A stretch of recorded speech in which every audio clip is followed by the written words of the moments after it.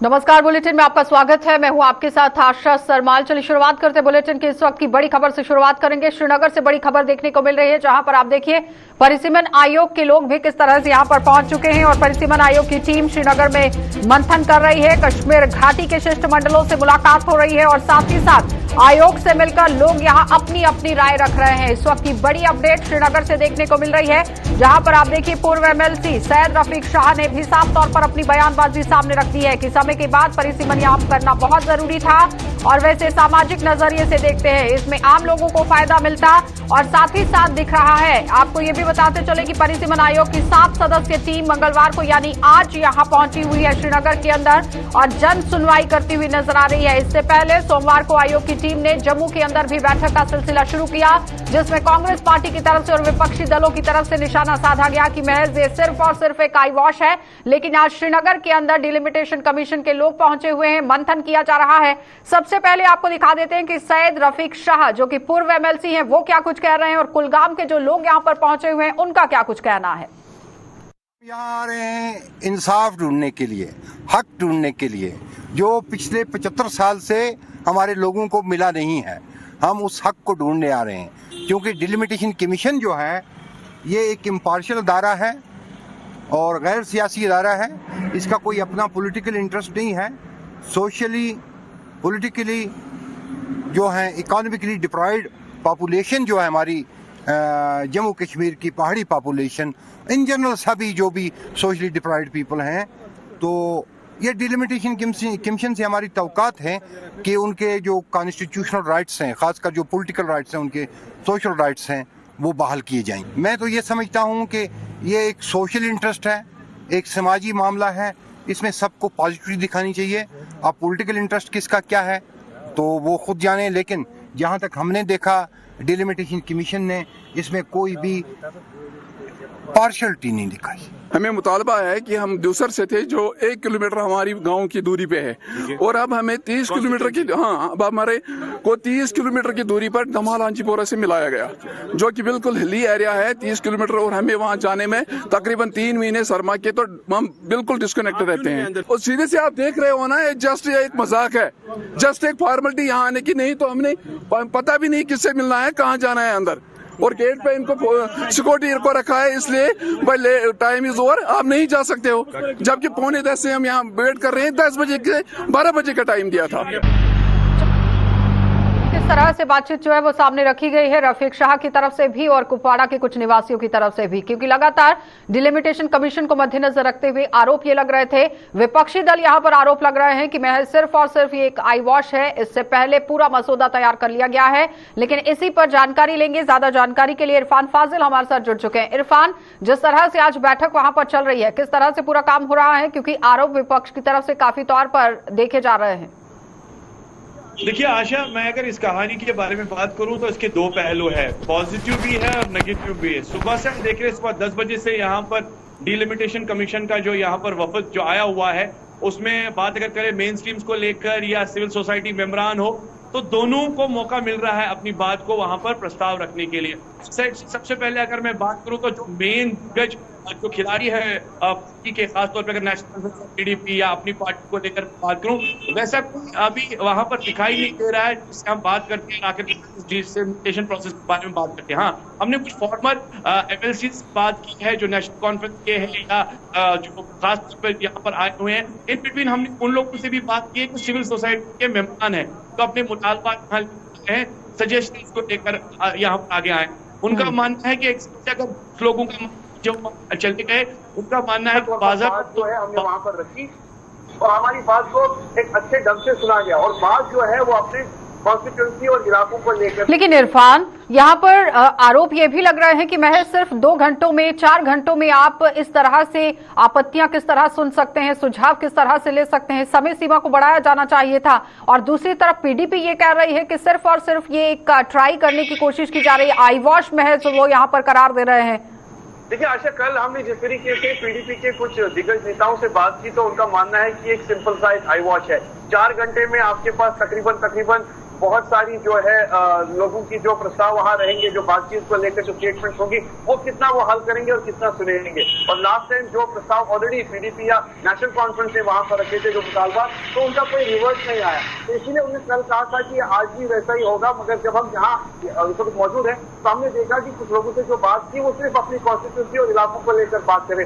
अभी मेरी बात पीडीपी के जो श्रीनगर डिस्ट्रिक्ट प्रेसिडेंट जो है मुंतजिर मोहिदीन, अपनी पार्टी के जो डिस्ट्रिक्ट प्रेसिडेंट है मुंतजिर मोहिदीन, उनसे हमने बात की। उन्होंने कहा कि हम भी यहाँ पर अपना इलाका वाइज कॉन्स्टिट्यूंसी को लेकर यहाँ पर बात रखने के लिए आए थे, और ये बात उन्होंने सुनी। और सबसे पहले उन्होंने ये भी कहा कि उन्हें हमें ऑनर किया, रमजान के हवाले से भी ऑनर किया, सलाम खैरियत की दुआ पूछी, और उसके बाद जो भी हमने पॉइंट वहां रखे, और हमें लगता है कि उसका आउटपुट जो है वो ठीक होगा। ये मुंतजिर मोहिदीन का मानना था। और दूसरी जानिब अगर देखा जाए तो यहाँ पर कुछ सुबह सिविल सोसाइटी के मेंबर आए थे या लोकल आए थे, उनके पास पास वगैरह भी था, मगर बाद में उन्हें छोड़ा नहीं गया। वहां पर एक थोड़ा सा कंफ्यूजन था कि हो सकता है कि टाइम लैप्स को लेकर, जिस तरीके से पहले 2 घंटे अलग डिस्ट्रिक्ट वाइज लोगों को वहां पर मौका मिलेगा, फिर बाद में 2 घंटे जो है वो दूसरे लोगों को होगा। इन बिटवीन जो मीडिया है, मीडिया को टोटली अलाउ नहीं किया गया है। मीडिया बिल्कुल यहाँ कम्युनिकेशन सेंटर के बाहर खड़ा हुआ है, और हम भी कोशिश इरफान, क्या लगता है कि मिली जुली प्रतिक्रिया ही देखने को मिल रही है? जम्मू के अंदर कल ये लोग पहुंचे हुए थे जहां पर कांग्रेस पार्टी पूरी तरह से तंज कसती हुई नजर आई। उन्होंने कहा कि लिस्ट में उनका नाम ही नहीं है, और दूसरी तरफ आज जब श्रीनगर के अंदर पहुंचे हैं तो मिली जुली प्रतिक्रिया। लेकिन सवाल यहां पर यह है कि अमित शाह की तरफ से जब संसद के अंदर बड़ा ऐलान पेश किया गया था, उसमें उनकी तरफ से ये बताया गया था कि सबसे पहले यहां पर जो परिसीमन आयोग है वो अपना काम करेगा, फिर यहां पर इलेक्शन होगी, और उसके बाद राज्य का दर्जा जो है वो बहाल किया जाएगा। क्या लगता है कि अब डिलिमिटेशन कमीशन की तरफ से अगर रिपोर्ट यहां साझा की जाती है तो बहुत ही जल्द चुनाव भी हो सकते हैं? देखिए, जाहिर सी बात है, इलेक्शंस को लेकर बात करें तो जाहिर सी बात है, या फिर आर्टिकल को लेकर बात करें, सबकी निगाहें नजरें इसी पर है। तो इसीलिए रिपोर्ट का जो आखिरकार फैसला आएगा वो रिपोर्ट से ही पता चलेगा कि फाइनली अमेंडमेंट क्या हुई है। क्योंकि अभी तो सब लोग अपना सजेशन दे रहे हैं, सब अपना प्रस्ताव डाल रहे हैं, मगर इसका आउटपुट क्या होगा, उसके बाद आर्टिकल को लेकर बात, इलेक्शन को लेकर बात, जिस तरीके से होम मिनिस्टर साहब ने खुद बताया, जैसे आपने भी बताया अभी, तो सब यही इसी बात पर गौर फिक्र करें, क्योंकि उनका मानना है कि अब इंतजार रहेगा कि इसका आउटपुट क्या आएगा, इसका रिजल्ट क्या आएगा, और जो भी प्रस्ताव रखे गए हैं उसके जो सुझाव, क्योंकि अगर इसी पूरे मसौदे पर मुहर लगती है इरफान, तो बहुत ही जल्द केंद्र शासित प्रदेश के अंदर विधानसभा चुनाव जो हैं वो हो जाएंगे। बहुत बहुत धन्यवाद जुड़ने के लिए। तो फिलहाल आपने देखा कि इरफान हमारे साथ जुड़े हुए थे, जो बता रहे हैं कि किस तरह से मसौदा तैयार करने की कोशिश की गई है, लेकिन अगर मुहर लग जाती है तो बहुत ही जल्द केंद्र शासित प्रदेश के अंदर चुनाव हो सकते हैं। क्योंकि अमित शाह की तरफ से ये ऐलान संसद के अंदर यहां पर किए गए थे, और दूसरी बार उन्होंने फिर से इसे दोहराया भी था कि सबसे पहले धारा 370 और 35A को हटाया जाएगा, उसके बाद परिसीमन आयोग अपना काम करेगा, और हदबंदी की जो पूरा काम है वो होता हुआ नजर भी आ रहा है। अगर इसका पूरी तरह से मसौदा सामने रखा जाता है तो विधानसभा चुनाव होंगे, और उसके बाद राज्य का दर्जा भी बहाल हो सकता है। आगे बढ़ जाएंगे, अब आपको दिखा देते हैं कि भारतीय जनता पार्टी लगातार अपना जनाधार किस तरह से बढ़ाती हुई नजर आ रही है। आज से पूर्व MLC सुरेंद्र चौधरी भी भारतीय जनता पार्टी में शामिल हो गए हैं, और पार्टी के जम्मू कश्मीर प्रभारी तरुण चुग ने भाजपा में इन्हें शामिल किया है, और भाजपा के जम्मू मुख्यालय में आज उत्सव जैसा माहौल देखा गया है। सुरेंद्र चौधरी ने पिछले साल PDP से किनारा कर दिया था। इस वक्त की बड़ी अपडेट, सुरेंद्र चौधरी जो कि PDP पार्टी से ताल्लुक रखते थे और वरिष्ठ नेता के तौर पर जाने जाते हैं, लेकिन आज भारतीय जनता पार्टी में शामिल हो गए हैं। और कई दिनों से अटकलें ये लग रही थी कि भारतीय जनता पार्टी का दामन थामेंगे, लेकिन पहले तस्वीर साफ नहीं थी। आज पूरी तरह से तस्वीर जो है वो साफ हो चुकी है कि आज से ही पूर्व MLC सुरेंद्र चौधरी भारतीय जनता पार्टी में शामिल हो गए हैं, और पार्टी के जम्मू कश्मीर प्रभारी तरुण चुग ने आज भारतीय जनता पार्टी में इन्हें शामिल किया है।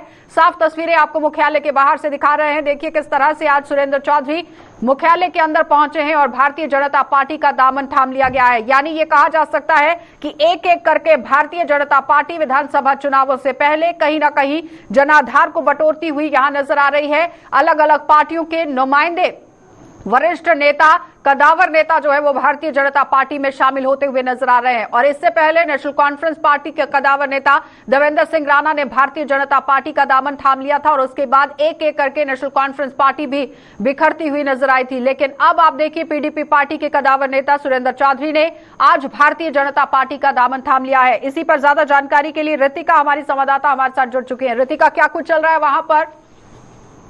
जी, मैं आपको बताना चाहूंगी कि ये जो सुरेंद्र चौधरी हैं, इन्होंने जो PDP का दामन छोड़ के बीजेपी का दामन जो आज थामा है, आज उनकी ज्वाइनिंग है। हम बीजेपी ऑफिस में यहाँ पे मौजूद हैं। उनकी ज्वाइनिंग का जो पूरा यहाँ पे सिलसिला है वो चल रहा है और आपको बताना चाहेंगे कि इन्होंने जो पीडीपी को पार्टी को छोड़ने का काम किया है, बहुत बड़ा झटका है पीडीपी के लिए। क्योंकि अगर पीडीपी की हम बात करें तो पीडीपी की सीट जो है वो नौशहरा में ही थी। उसके अलावा कुछ ज्यादा इन्फ्लुएंस जम्मू की तरफ तो उनका देखने को नहीं मिलता था, लेकिन उनका पार्टी को छोड़ना और बीजेपी को ज्वाइन करना बहुत बड़ा झटका है पीडीपी के लिए। रितिका, क्या लगता है कि पहले ही Bharatiya Janata party victim card जो है वो राजौरी और पुंछ के अंदर खेल चुकी है कि पहाड़ियों को एसटी का दर्जा दिया जाएगा, और इस बीच में जब अलग अलग पार्टियों के नेता भी भारतीय जनता पार्टी में शामिल होते हैं तो काफी तरीके से फायदा हो सकता है भारतीय जनता पार्टी को, क्योंकि सुरेंद्र चौधरी अपने इलाके के जब वो विधायक के तौर पर काम कर रहे थे तो काफी होल्ड रखते हैं।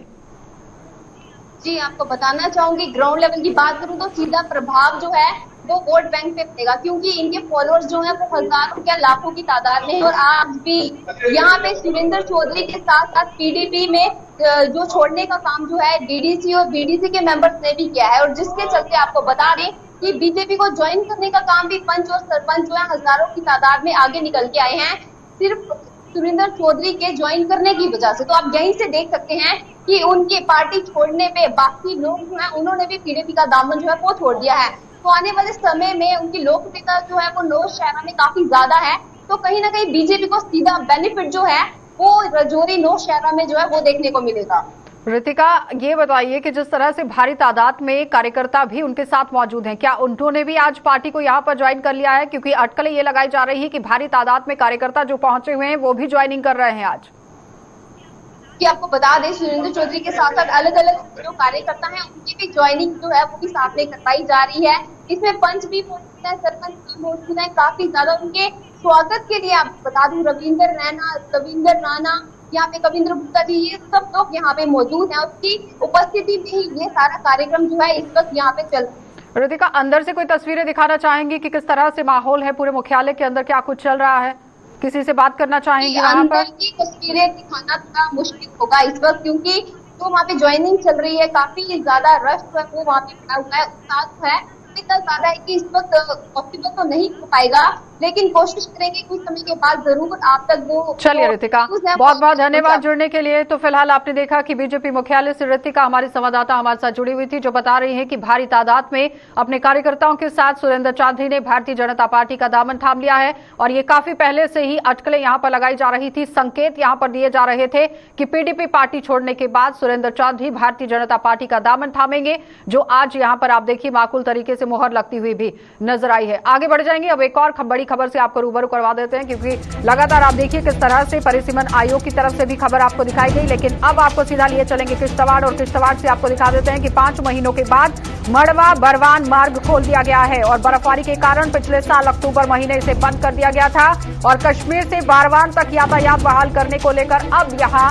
इजाजत मिल गई है। और किश्तवाड़ में सिंथन टॉप से बर्फ हटाने पर भी लोगों को राहत मिली है। इस वक्त की बड़ी अपडेट जिला किश्तवाड़ से देखने को मिल रही है, जहां पर आप देखिए मड़वा बारवान इलाके में लोगों को परेशानियां झेलनी पड़ रही थी, क्योंकि बर्फबारी की वजह से रास्ते को बंद कर दिया गया था, लेकिन अब इस रास्ते को बहाल कर दिया गया है, और कश्मीर से बारवान तक पहुंचने के लिए अब आम जनता को राहत की सांस मिल गई है। और किश्तवाड़ में यहां सिंथन टॉप से बर्फ हटाने का काम भी युद्ध स्तर पर जारी था, जिसमें अब आप देखिए किस तरह से राहत मिलती हुई नजर आ रही है। साफ तस्वीरों में भी आपको दिखा रहे हैं कि जो लोग रास्ते में हैं वो किस तरह से अपने गंतव्य की ओर बढ़ते हुए नजर आ रहे हैं। अजय शान हमारे साथ जुड़ चुके हैं। अजय, जिस तरह से 5 महीने के बाद ये मड़वा बारवान रोड को खोल दिया गया है, काफी परेशानियां पहले लोगों को होती थी, अब कहीं ना कहीं निजात।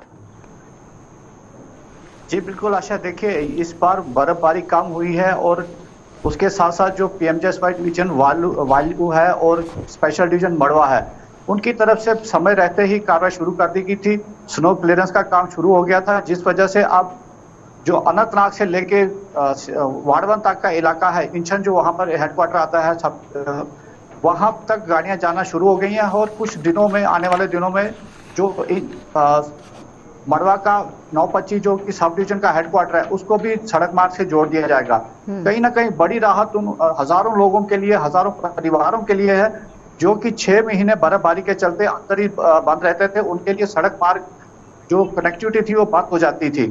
हालांकि हेलीकॉप्टर सर्विस बीच बीच में जा रही थी, लेकिन इस बार भी वो खाली दिखावे के लिए नजर आई, लेकिन अब जबकि सड़क मार्ग खुल रहा है, लोगों को बड़ी राहत मिली है। कुछ लोगों से हमारी बात हुई है जो कि कल इंशन से निकल के कश्मीर पहुंचे हैं। उनका ये कहना था कि बेशक इस बार मौसम खराब ज्यादा नहीं रहा, बर्फबारी कम हुई, उसके चलते समय रहते ही बर्फ हटा दी गई, लेकिन उनका कहीं ना कहीं अब ये सवाल उठाए जा रहे हैं कि हम इस दौर में भी अब 6-6 महीने कब तक बर्फबारी में बंद रहेंगे। तो उनकी यही मांग है कि वैकल्पिक कोई मार्ग उनके लिए बनाया जाए ताकि हर पूरे साल उनके लिए सड़क संपर्क जुड़ा रहे। क्योंकि लेकिन ये एक बड़ी अगर हम यहाँ मुगल रोड की बात करें तो वहां पर भी पुंछ की जनता, राजौरी की जनता ये चाहती है कि 12 महीने इस रास्ते को खुला होना चाहिए, जिस पर गौर फरमाने की जरूरत है। लेकिन अगर वैकल्पिक मार्ग चुनने की बात कही गई है तो क्या लगता है कि किस तरह से वैकल्पिक मार्ग यहाँ पर बनाया जा सकता था जो अभी तक काम नहीं किया गया प्रशासन की तरफ से? देखिए आशा, पहले तो हम पहाड़ों को काट के रास्ते बना रहे थे, लेकिन अब पहाड़ों को चीर के रास्ते बनाए जा रहे हैं, यानी टनलिंग का सिस्टम बड़ी जगह पे देखा जा रहा है। तो इस इलाके से भी बार बार यही मांग उठ के सामने आ रही कि टनल बनाए जाए, जो कि आपको याद होगा कि 1 महीना पहले ही यहाँ के 6 लोग बर्फबारी में गायब हो गए थे, क्योंकि ये वाला रास्ता बंद था। तो तब भी लोग यही मांग कर रहे थे कि कब तक हम इस तरह से जिंदगी जीते रहेंगे। तो उनका ये कहना था कि या तो एरिया है उसको रेगुलर रखा जाए या कोई वैकल्पिक मार्ग बनाया जाए। तो जहां तक उस इलाके की ज्योग्राफिकल सिचुएशन है उसको देखते हुए यही कहा जा सकता है कि अगर टनल बनाए जाए तो इनके लिए 12 महीने रास्ता खुल सकता है। लेकिन लोग अभी भी आदिमानव जैसी जिंदगी जीने को मजबूर हैं। आधुनिक तकनीक का इस्तेमाल करने की जरूरत है और इन्हें कहीं ना कहीं जिले के साथ पूरी तरह से कांटेक्ट में लाने की जरूरत है, सड़क संपर्क बनाने की जरूरत है, कुछ ऐसा। जी बिल्कुल आशा, देखिए अभी भी हम ये नहीं कह सकते कि आधुनिक टेक्निक यूज होके ही इनको जिला हेडक्वार्टर के साथ जोड़ा जा सकता है। अभी भी सिंधा टाप हमारा बंद है, वहां से बर्फ हटाने का काम शुरू है। अगर सिंधा टाप खुलता है तो एक दिन में ये लोग बनवा वार्डन के किश्तवाड़ पहुंचेंगे। अभी इनको कश्मीर जाना पड़ रहा है, श्रीनगर से ये जो आज श्रीनगर पहुंचेगा कल वो किश्तवाड़ पहुंचेगा, यानी 2 दिन के बाद ये सड़क मार्ग से डिस्ट्रिक्ट हेडक्वार्टर पर पहुंच रहे हैं। तो कहीं ना कहीं अगर मॉडर्न टेक्नोलॉजी का इस्तेमाल किया जाता है, चाहे रेगुलर एयर सर्विस हो या टनलिंग का सिस्टम हो, तो उसके चलते ही इनको राहत मिलेगी। अलबत्ता जो अभी की मतलब प्रशासन को गौर फरमाने की जरूरत है। जो बड़े दावे पेश किए जा रहे हैं सरकार की तरफ से कि दूरदराज इलाकों के अंदर सुविधाएं दी जा रही हैं, तो वो माकूल तरीके से नहीं दी जा रही है, जिस पर काम करने की जरूरत है। बहुत बहुत धन्यवाद अजय जुड़ने के लिए। तो फिलहाल आपने देखा कि अजय शान हमारे साथ जुड़े हुए थे, जो बता रहे हैं कि किस तरह से सड़क संपर्क यहाँ पर कट जाता है। 5 महीने के बाद एक बार फिर से मड़वा वाला जो रास्ता है वो खोला गया है, लेकिन कहीं ना कहीं आम लोगों की ये मांग है कि इस रास्ते का वैकल्पिक मार्ग यहां पर बनाया जाए। लेकिन अब देखना ये होगा कि किस तरह से वैकल्पिक मार्ग पर काम शुरू होगा। आगे बढ़ जाएंगे, अब आपको गुलमर्ग लिए चलते हैं और गुलमर्ग से आपको दिखा देते हैं कि किस तरह से बड़ी खबर देखने को मिल रही है। गुलमर्ग, द्रंग और बाबा रेशी सहित आसपास के इलाकों में पॉलीथीन यहां पर बैन हुआ है और प्रशासन ने हर किस्म के पॉलीथीन के उपयोग पर पाबंदी लगा दी है और आदेश न मानने वालों के खिलाफ यहां कड़ी कार्रवाई होगी। और पर्यावरण संरक्षण की मुहिम में प्रशासन ने बड़ा आदेश जारी कर दिया है। इस वक्त की बड़ी अपडेट लगातार आप देखिए गुलमर्ग से देखने को मिल रही है, जहां पर गुलमर्ग, द्रंग और बाबा रेशी सहित आसपास के इलाकों में पॉलीथीन बैन कर दिया गया है और प्रशासन ने हर किस्म के पॉलीथीन पर यहां पाबंदी लगा दी है। लेकिन सवाल यहां पर यह है कि जम्मू कश्मीर में पॉलीथीन पर प्रतिबंध तो लगाया गया है, लेकिन जमीनी सतह पर कितना काम हो रहा है ये अब बड़ा सवाल बनता जा रहा है। क्योंकि महज यहां प्रशासन की सिर्फ इतनी जिम्मेदारी नहीं है कि आप एक नोटिस डाल दें और लिख दें कि यहां प्रतिबंध लगा दिया गया है, लेकिन उस पर चेक लगाने की भी जरूरत है कि क्या वाकई में जो आदेश दिया गया है यहां पर किस तरह से जमीनी सतह पर काम होता हुआ नजर आ रहा है। इस वक्त की बड़ी अपडेट लगातार आप देखिए गुलमर्ग से देखने को मिल रही है, जहां पर पॉलीथीन को बैन कर दिया गया है, लेकिन किस तरह से काम हो रहा है। इशफाक डार हमारे संवाददाता हमारे साथ जुड़ चुके हैं। इशफाक, इससे पहले भी कई बार पॉलीथीन को बैन किया गया है, लेकिन जमीनी सतह पर हकीकत कुछ और ही रहती है। आज एक बार फिर से गुलमर्ग में ये आदेश देखने को मिला है, किस तरह से असर देखने को मिला? बिल्कुल आशीष जी, अगर हम बात करें शायद इनका गुलमर्ग की, आप जो है कश्मीर और ने जो है आगाज किया था और सफाई मुहिम के आगाज के साथ ही उन्होंने ये कहा कि अब जो है जितने भी सयाजी मुकाम थे, चाहे सोनमर्ग हो, पहलगाम हो, दुधपत्री हो, गुलमर्ग हो या बाबा ऋषि हो या द्रंग हो, यहाँ पर अब पॉलीथीन जो है पॉलीथीन फ्री इनको बनाया जाएगा। लेकिन इस पॉलीथीन फ्री मुहिम को जो है कल से जो है इस पर शुरुआत हो गई है और यहाँ पर जो है जो उतने भी म्युनिसिपल कार्यालय है, चाहे पर गुंजर की बात करें या टंगमर की बात करें, यहाँ पर आप जो है चेकिंग स्क्वाड जो है यहाँ पर हाईवे पर मुतय्यन किया गया। और वो चेकिंग स्क्वाड जो आम नागरिक है, जो सैया बार से आ रहे हैं, उनकी गाड़ी को चेक किया जा रहा है कि टाउन में जो पॉलिथीन का इस्तेमाल न हो, उस वजह से उनको चेक किया जा रहा है कि गाड़ियों में जो पॉलिथीन का इस्तेमाल हो रहा है, और उनके अगर किसी गाड़ी के पास जो है पॉलिथीन होता है तो उनको यहाँ से जो है वो दूसरे तरह के जो लिफाफे होते हैं, वो जो डिकम्पोज होते हैं, वो उनको पेश किए जाते हैं। लेकिन इस मुहिम को जो कश्मीर जो लोकल बॉडी, इशफाक, ये बताइए कि जो पॉलिथीन पर बैन लगाया जाता है तो कुछ माइक्रोन के जो लिफाफे होते हैं, जो पॉलिथीन होता है उसका इस्तेमाल होता है, क्या कोई उस हवाले से ऑर्डर जारी किया गया है? बिल्कुल आशा जी, जिस तरीके से माइक्रोन के बारे में अभी ऑर्डर जारी नहीं किया गया, लेकिन मुकम्मल ये कहा जाता है कि अब जो है सयाहती मुकामात पर जो है जो टाउन है, म्युनिसिपलिटी एरिया है, यहाँ पर पॉलिथीन को बैन किया जाएगा। लेकिन ये जो बैन करने का मामला बार बार सामने आता है, लेकिन जब तक गाँव देहात में इस पॉलिथीन पर जो है रोक लगाई जाएगी, तब तक टाउन में जो इस मुहिम को जो है कामयाब बनाने के लिए हम समझते हैं कि ये बिल्कुल ये हुक्मनामे तक ही महदूद रहता है। क्योंकि अगर हम पंचायत लेवल की बात करें, यहाँ पर ब्लॉक लेवल पर जब इस तरह के हुक्मनामे जो सादर किए जाते हैं, मतलब सवाल ये है इशफाक कि आपकी तरफ से एक नोटिस जारी कर दिया गया है कि बैन है पॉलिथीन, लेकिन जमीनी सतह पर चेक लगाने की जरूरत है। बहुत बहुत धन्यवाद इशफाक जुड़ने के लिए। तो फिलहाल आपने देखा कि इशफाक डार हमारे संवाददाता हमारे साथ जुड़े हुए थे, जो बता रहे हैं कि किस तरह से पॉलिथीन को बैन कर दिया गया है गुलमर्ग जिले के अंदर। और यहाँ पर अब सवाल यह है कि प्रशासन जमीनी सतह तक इसे कैसे पहुंचाएगा, कैसे इस पर काम होगा, ये देखने वाली बात है। आगे बढ़ जाएंगे, अब आपको जिला सांबा लिए चलते हैं और सांबा से भी बड़ी खबर आपको दिखा देते हैं, क्योंकि यहाँ पर फीमेल मल्टीपर्पज हेल्थ वर्कर्स ने एक बार फिर से सरकार के खिलाफ मोर्चा खोल दिया है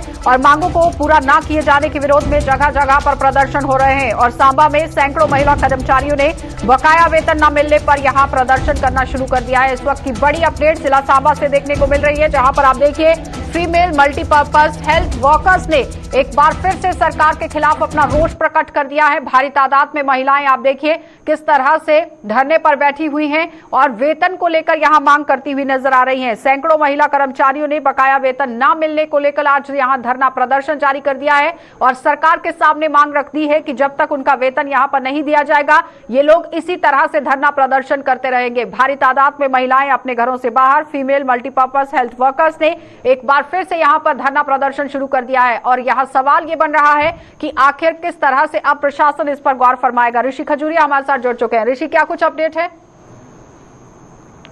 आपको बता दें कि यहाँ पर फीमेल मल्टीपर्पज हेल्थ वर्कर्स तमाम आज यहाँ पर धरना प्रदर्शन कर रही हैं और अपनी मांग यहाँ पर रखी जा रही है कि जो इनको तनख्वाह है वो पिछले कई महीनों से नहीं मिल पाई है, जिसको लेकर आज भी ये प्रदर्शन किया जा रहा है। इनका साफ तौर पर कहना है कि जब भी हमें हमारा हक नहीं मिला है तो अपनी आवाज हमने बुलंद की है, उसके बाद हमें अपना हक मिला है। तो आज भी इसी तरह से कुछ देखने को मिला कि तमाम यहाँ पर फीमेल मल्टीपर्पज हेल्थ वर्कर्स आज यहाँ पर प्रदर्शन कर रही है और नारेबाजी की जा रही है। कुछ कहना चाहेंगे ऋषि इनसे बात करने के बाद? मैं इन्हीं से जानने की कोशिश करूंगा। आपसे जानना चाहेंगे कि आज ये पहली बार नहीं हो रहा आपका, इससे पहले भी जब भी कोई तनख्वाह का मसला बना है या कोई प्रमोशन का मसला बना तो आपने सड़क पर एक हुजूम इकट्ठा किया है, आपको पुलिस की मार दिखाने के बाद दोबारा से कुछ और मांगा विस्तार से? हाँ, मैं कमला जी, फीमेल एसोसिएशन की प्रेसिडेंट। देखो, आपको हर साल हमारे जबकि हम हेड बाइक वगैरह के बराबर ऐसे पढ़ाई है, हमें नाम किया गया है हेड बाइक वगैरह। ये हेड पहले गए थे जब हमने साइन किए थे, सर्विस सब नहीं किए हैं। आज में कितने पढ़ाए, तो पढ़ाए हमें भी नहीं पता और हमारे सैलरी हमेशा नहीं बंद रहे। मैं आज क्योंकि दौलत साहब जी मुझे बताना चाहती हूँ, एक तो हम हेल्थ सर्विस के एम्प्लॉई हैं, क्योंकि हम ये हाउस टू हाउस हर विलेज में हाउस जितनी भी सर्विस आती है वो प्रोवाइड करती है। और दूसरे हम फीमेल हैं, तो हम धरना देना, प्रोटेस्ट करना, ये हमें बिल्कुल पसंद नहीं है, क्योंकि इसमें हमारी जो हेल्थ सर्विस के ढंग से लोगों को तक नहीं पहुंचाई जा सकेगी जब तक हम अपना वर्क सही ढंग से। ऋषि, सवाल कीजिए कि किसी आला अधिकारी की तरफ से कोई आश्वासन दिया गया है? आपको जानना चाहूंगी क्या कुछ अधिकारी की तरफ से आश्वासन दिया गया? हमें कोई आश्वासन नहीं दिया जाता है। आपकी परमानेंट हो चुका है, आपकी सैलरी अब कभी बात नहीं होगी, आप काम करो जाओ, लेकिन वो सामयिक रूप से आश्वासन निकले। आज तो हमें इतने खुश हो गए थे कि हमारी छुट्टी बन गई, अब हमारी सैलरी नहीं बात होगी, लेकिन वही से हमको देखने को मिलती है। अब हमें 4 महीने हो गए देखते हो गए कि